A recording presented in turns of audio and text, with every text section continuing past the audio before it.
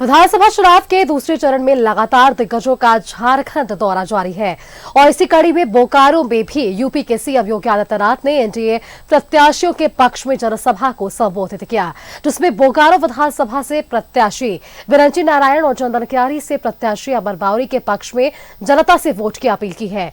मौके पर अमर बावरी ने मीर के बयान पर तंज कसा है, कहा है कि कांग्रेस जेएमएम की सरकार बनी तो हिंदू मुस्लिम के साथ साथ घुसपैठियों को भी योजनाओं को लाभ मिल जाएगा और उनके मन की बात जबान पर आ गई है।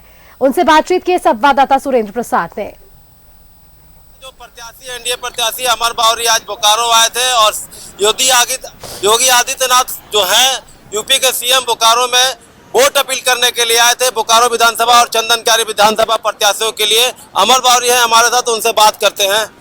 योगी नाथ आए थे, जिस तरह से दहाड़ कर गए, उन्होंने बोकारो की धरती पर उन्होंने कहा है कि भाई यहाँ के सरकार आएगी वापस अगर जेएमएम कांग्रेस और आरजेडी की, तो हिंदू मुस्लिम के साथ साथ घुसपैठियों को भी योजनाओं के लाभ से आच्छादित करेंगे। तो उनके मन की बात आज उनके जबान पे आई है।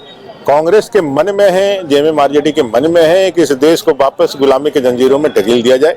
इन बांग्लादेशी घुसपैठियों को वोट बैंक बना करके यहाँ के मूलवासी आदिवासियों के अधिकारों का हनन करना, उसको लूटने का ही काम कर रहे हैं। और साथ में यह बात उन्होंने स्पष्ट रूप से बता दिया है कि उनका पूरा प्रेम ना यहाँ के आदिवासियों के लिए है, ना मूलवासियों के लिए है, ना झारखंडियों के लिए है। उनका पूरा प्रेम और समर्पण सिर्फ और सिर्फ घुसपैठियों के लिए है और उनकी सरकार सिर्फ घुसपैठियों के लिए काम करती है और घुसपैठियों के उन्नयन के लिए काम करती है। क्या उन्होंने ये भी कहा कि 450 रुपये में हमारी सरकार आती है तो हम चाहे हिंदुस्तान के लोग हो चाहे वो बांग्लादेश घुसपैठी हो, सभी को 450 में सिलेंडर देंगे। मैंने कहा ना, जब तक सरकार थी तब तक ये बातें उनको याद नहीं आई।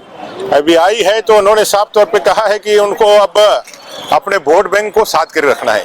और वो वोट बैंक कौन है? यही बांग्लादेशी घुसपैठी हैं, जिनको इन्होंने संरक्षण देकर के यहाँ रखा है, जिनको अभय देकर रखा है, जिनके लिए सुप्रीम कोर्ट तक आते हैं, एसएलपी दायर करते हैं, लाखों रुपया यहाँ के टैक्स पेयरों का पैसा उड़ाते हैं और इन घुसपैठियों को अपना बना के रखते हैं।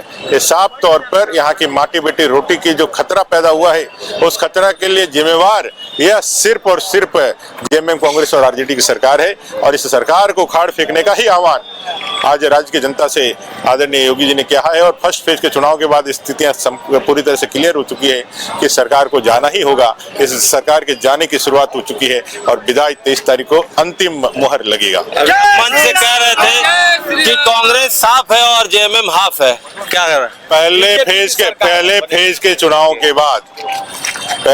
के चुनाव के बाद ये स्थितियां स्पष्ट है कि कांग्रेस साफ हो गया है और जेएमएम हाफ हो गया है।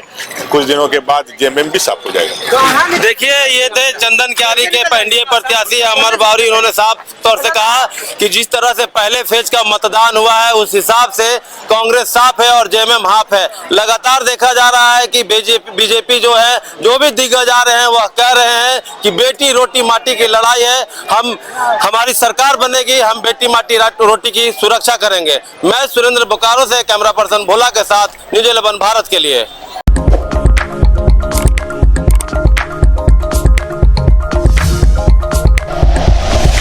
Like and share videos, subscribe करें हमारा चैनल और प्रेस करें बेल आइकॉन। न्यूज़ 11 भारत, सच है तो दिखेगा।